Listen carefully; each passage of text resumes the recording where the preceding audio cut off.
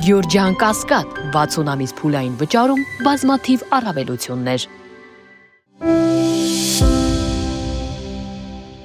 Վարչապետ Նիկոլ Փաշինյանը հայտարարել է հայաստանյաց առաքելական Սուրբ եկեղեցու բարենորոգման մեկնարկի մասին։ Բարենորոգման օրակարգի հանրահռչակում, եկեղեցու փաստացի պետի հեռացում, կաթողիկոսական տեղապահի ընտրություն, եկեղեցու կանոնադրության ընդունում, ամենայն հայոց կաթողիկոսի ընտրություն։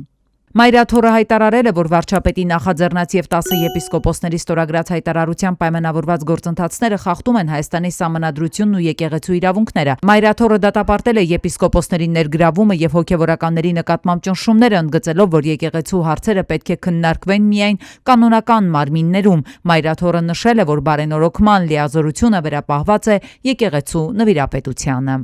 Բաքվում գերեվարված Ռուբեն Վարդանյանի ձայնագրությունում նա շնորհակալություն է հայտնել բոլորին աջակցության, նամակների եւ ջերմ խոսքերի համար։ Նա խոսել է հավատի, ներքին ուժի եւ հենման կետի պահպանության կարեւորության մասին եւ կոչ արել չկորցնել տոնական տրամադրությունն ու հրաշքի զգացողությունը, հատկապես երեխաների մեջ։ Վարդանյանը նաեւ վստահեցրել է, որ իր հետ ամեն ինչ լավ է եւ շնորհավորել է բոլորին տոների առթիվ։ Նիկոլ Փաշինյանի վարչակազմը կործանում է Հայաստանի ժողովրդավարությունը, թիրախավորում է հայ առաքելական եկեղեցին։ Այս մասին հայտարարել է իրավապաշտպան Ռոբերտ Ամստերդամը։ Փաշինյանը, ով սկսեց որպես պոպուլիստ, դառնում է ավտոկրատ, զավթել է իշխանությունը, կործանելով ժողովրդավարությունը եւ թիրախավորել է հայ առաքելական Սուրբ եկեղեցին, նշել է Ամստերդամը։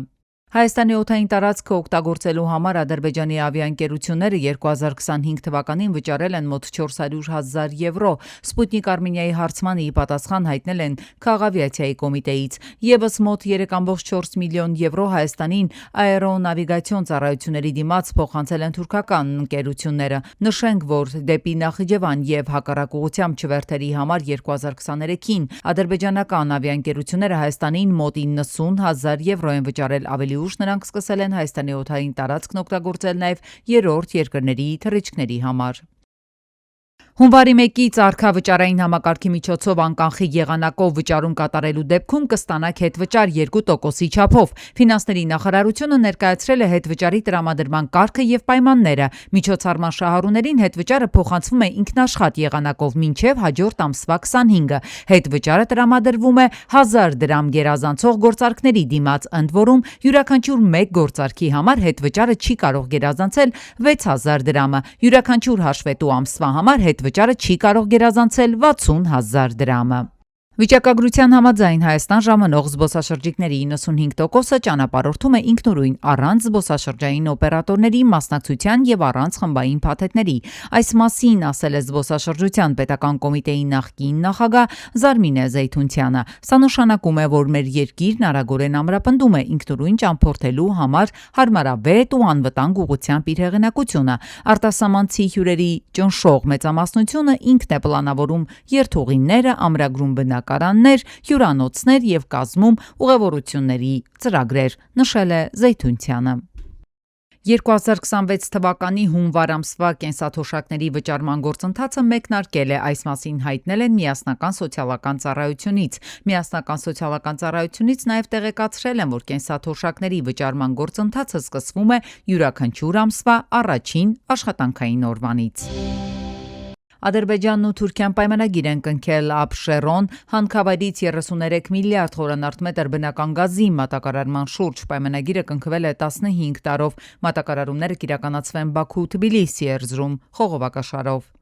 Եվրամիության արտաքին քաղաքականության գերագույն ներկայացուցիչ Կայա Կալասը հայտարարել է, որ Եվրամիությունը հարգում է Վենեսուելայի ինքնիշխանությունը եւ աջակցում է ժողովրդավարության խաղաղ անցմանը Եվրամիության 26 անդամ պետությունների աջակցությամբ։ Եվրամիությունը կիսում է կազմակերպված հանցավորության եւ թմրանյութերի ապօրինի շրջանառության դեմ պայքարի անհրաժեշտությունը, սակայն կողմ է ավելի մեղմ ու իրավական միջոցներին։ Կալասը կոչ արել է զսպվածության, միջազգային իրավունքի եւ ՄԱԿ-ի կանոնադրության պահպանման, ընդգծելով Վենեսուելայի ժողովրդի իր ապագան ինքնուրույն որոշելու իրավունքը։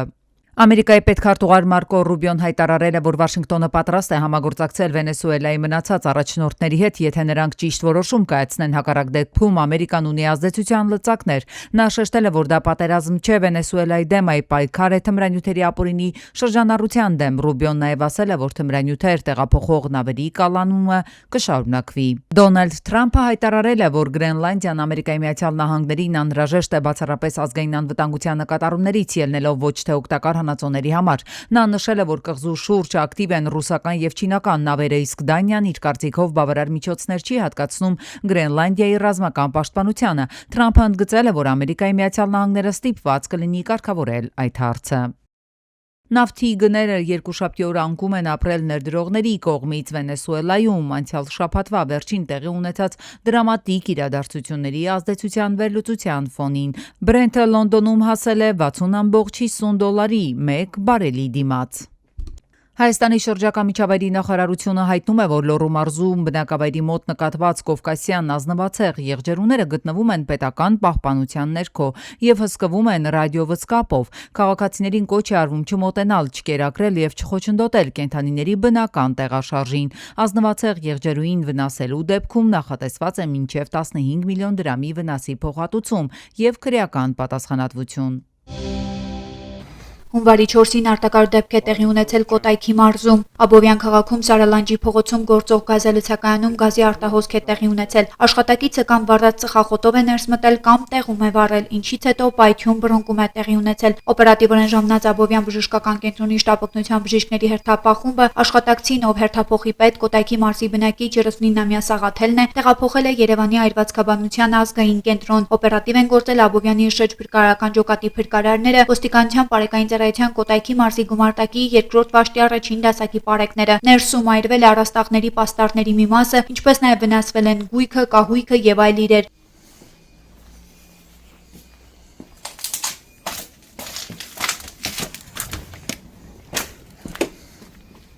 Ամբողջ առաստաղը կրակի հետևանքով վնասվել է, կողքի սենյակներում են նաև տեղի ունեցել այդ վնասումները, տեսնում եք։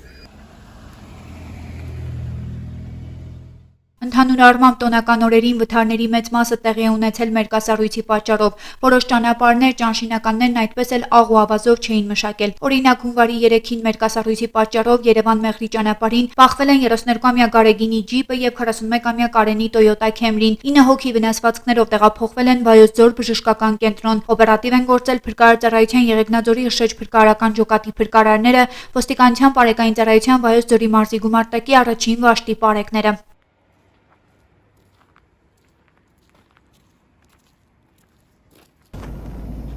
Մերկասառույցի պատճառով մեկ այլ խոշոր վթար էլ հունվարի 3-ին Մարգարավանաձոր Տաշիր M3 ճանապարհին է եղել։ Բախվել են Վրաստանի 57-ամյա քաղաքացու Mercedes Sprinter-ը, 45-ամյա Արմենի Opel Zafira-ն եւ 48-ամյա Հովանեսի Opel Zafira-ն։ 3 հոգի վնասվածքներով տեղափոխվել են Ապարան բժշկական կենտրոն։ Վիրավորներին առաջին օգնության են հասել քաղաքացիները։ Օպերատիվ են գործել շտապօգնության բժիշկների հերթապահ խմբերը։ Նրանք վիրավորներին մինչև հիվանդանոց տեղափոխելը տեղում առաջին բուժօգնություն են ցուցաբերել։ Տեղում էին փրկարարծառայության Ապարանի շրջփրկարարական ջոկատի շրջփրկարարները, ոստիկանության բարեկային ծառայության Արագածոտնի մարզի գումարտակի 2-րդ վաշտի 2-րդ դասակի պարեկները։ Ճանապարհը ճիշտ Էդյան հաստ շերտից մաքրված է եղել, բայց աղն ու ավազը բացակայել են։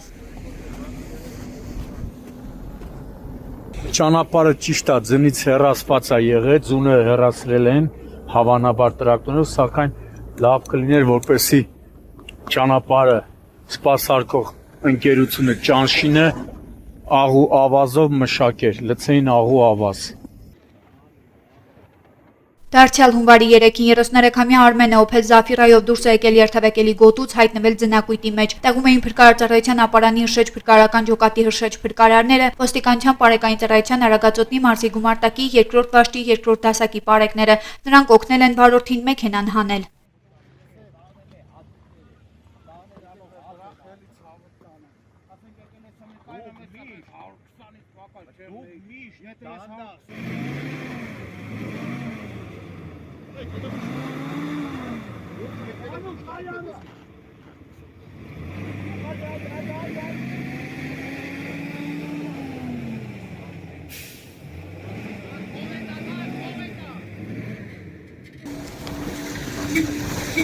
Իսկ հունվարի 2-ին Այգավան գյուղի վարչական տարածքում բախվել են 62-ամյա Սենիկի Տոյոտան եւ 65-ամյա Ավետիքի Օփելը։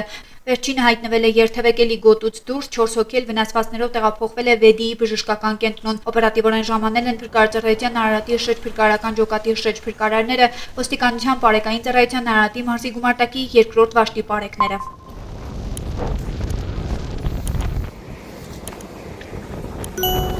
Նշված հատվածում հաճախակ է տեղի ունենում ճանապարհատրանսպորտային պատահարներ, այդ թվում ցավոք ողբերգական, այդ թվում բազմաթիվ վիրավորներով։